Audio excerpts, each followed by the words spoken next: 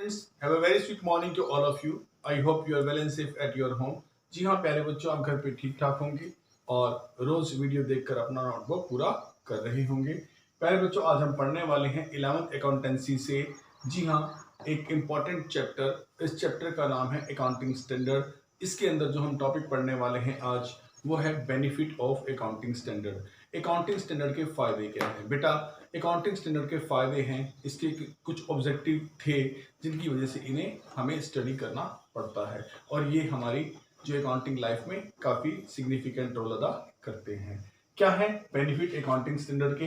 पहला बेनिफिट है accounting standard improve reliability and the credibility of financial statement. आप जानते हैं फाइनेंशियल स्टेटमेंट में प्रॉफिट एंड लॉस है और हमारी बैलेंस शीट है। इनकी जो है वो विश्वसनीयता बढ़ जाए, विश्वसनीयता, लोगों की विश्वसनीयता इस पर बढ़ जाए, चाहे वो इंटरनल यूज़र है, चाहे वो एक्सटर्नल यूज़र है या आम पब्लिक है, इनकी सबकी इस पर विश्वसनीयता बढ़ जाए और इनकी क्रेडिबिलिटी, अर्थात लोग इसे अच्छा और एक अच्छा स्पेसिफिक रूल रेगुलेशन के अंदर बना हुआ माना जाने लगे, इस पर विश्वास पूरी तरह से लोगों का बढ़ जाए, इसको अकाउंटिंग स्टैंडर्ड जो है वो बनाता है। क्योंकि आप जानते हैं कि अकाउंटिंग स्टैंडर्ड में यूनिफॉर्म सेट ऑफ रूल्स हैं। जी हाँ, इसमें ऐसे रूल्स रेगुलेशन, एक ऐसे परफॉर्मे हैं जिनके अकॉर्डिंग हमें अपने सारे जो हमारे एक्सटर्नल यूज़र हैं, इंटरनल यूज़र हैं, जी हाँ, जैसे कि क्रेडिटर हो सकते हैं, इन्वेस्टर हो सकते हैं, बैंक हो सकता है, गवर्नमेंट हो सकती है, इस तरह बहुत सारी पार्टीज़ हैं जो हमारे खुद के फाइनेंशियल स्टेटमेंट पे विश्वास करती हैं, हमारी संस्था, हमारी कंपनी के फाइनेंशियल स्टेटमेंट पे विश्वास करती हैं, उनका विश्वास बना रहे और वो इसे क्रेडिबिलिटी से महत्व दे।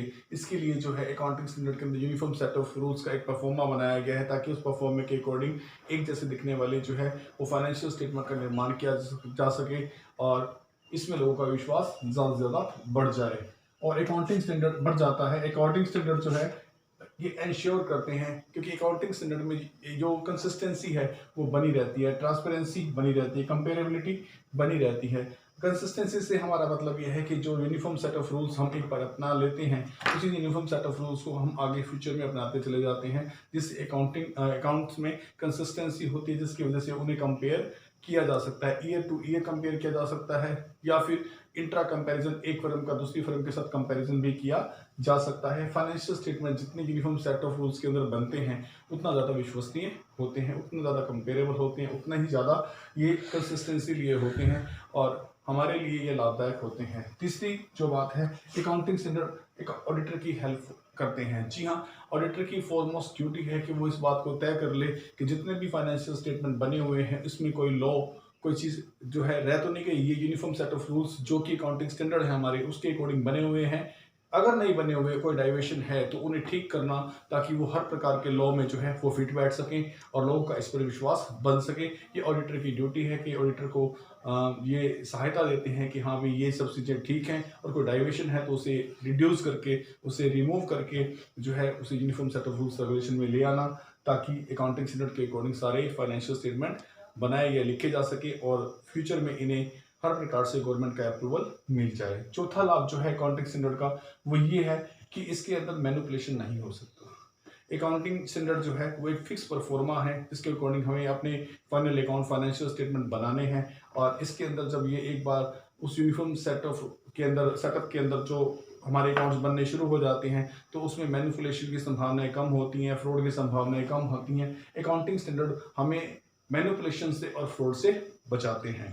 नंबर 5, अकाउंटिंग स्टैंडर्ड जो है वो हर प्रकार का जो भी कन्फ्लिक्ट पैदा होता है, जो कि क्योंकि बहुत सारी पार्टी जो है हमारे अकाउंट्स में विश्वास रखती हैं। एक एग्जांपल से समझाना चाहता हूँ कन्फ्लिक्ट कैसे पैदा होता है। आप जानते हैं कि जो इन्वेस्ट करेगा वो भी प्रॉफिटेबिलिटी रेशियो को अपने हिसाब से कंसर्न करके देखेगा। जी हाँ, वो फाइनेंशियल स्टेटमेंट में अपने हिसाब से प्रॉफिटेबिलिटी देखेगा और जो हमें उधार माल सप्लाई करेगा वो अपने हिसाब से कंसर्न लेगा प्रॉफिटेबिलिटी का। ये दोनों ही इन्वेस्टर और क्रेडिटर दोनों ही हम अपने अपने कंसर्न के अकॉर्डिंग, अपने अपने लाभ के अकॉर्डिंग जो है प्रॉफिटेबिलिटी रेशियो संस्था को देखते हैं, एम्प्लॉय भी देखते हैं प्रॉफिटेबिलिटी रेशियो को, लेकिन इनको देखने का नजरिया हर से हर एक का अलग अलग होता है। तो ये जब यूनिफॉर्म सेट ऑफ रूल्स के अंदर बने हुए होते हैं तो तीनों के लिए ही अच्छे होते हैं, तीनों अपने हिसाब से प्रॉफिट को मेजर कर सकते हैं और अंदाज़ा लगा सकते हैं कि हमें संस्था के साथ कैसे बिहेव करना है, कैसे ट्रीट करना है, संस्था को माल उधार देना है, संस्था में इन्वेस्ट करना है या संस्था हमें हमारा कितना इंक्रीज लगेगा एम्प्लॉय के लिए, संस्था के लिए, संस्था उसके लिए किस प्रकार जो है वो अच्छी रहेगी, अच्छी किस प्रकार उसकी वेतन में बढ़ोतरी होगी, इस तरह की चीज़ों को जो है वो हल कर सकते हैं। और क्योंकि वेरियस ग्रुप्स हैं, वेरियस पार्टीज़ हैं, उन वारिस पार्टीज का जो कन्फ्लिक्ट का जो सोल्यूशन है वो अकाउंटिंग स्टैंडर्ड के uniform set of rules regulation के अंदर ही हो सकता है। दूसरा, अकाउंट में सबसे ज़्यादा पारदर्शिता जो है वो अकाउंटिंग स्टैंडर्ड अपनाने के बाद ही आती है। तो मेरे बच्चे, अकाउंटिंग स्टैंडर्ड के बेनिफिट है, इससे ट्रांसपेरेंसी आती है, इससे अकाउंट्स में कंसिस्टेंसी होती है, इससे ऑडिटर को भी लाभ पहुंचता है। कोई डाइवेशन है तो उसे दूर किया जा सकता है ताकि गवर्नमेंट के हर लॉ के अंदर उसे अप्रूवल मिल जाए। इसके अंदर लोगों की विश्वसनीयता, इंटरनल एक्सटर्नल सभी यूजर की विश्वसनीयता बढ़ जाती है, ट्रांसपेरेंसी बढ़ जाती है। किसी प्रकार का कोई कॉन्फ्लिक्ट राइज होता है तो उसका सोल्यूशन आसानी से निकाला जा सकता है। तो प्यारे बच्चों, इतना ही आज की लेसन में मैं आपको पढ़ाना चाहता था।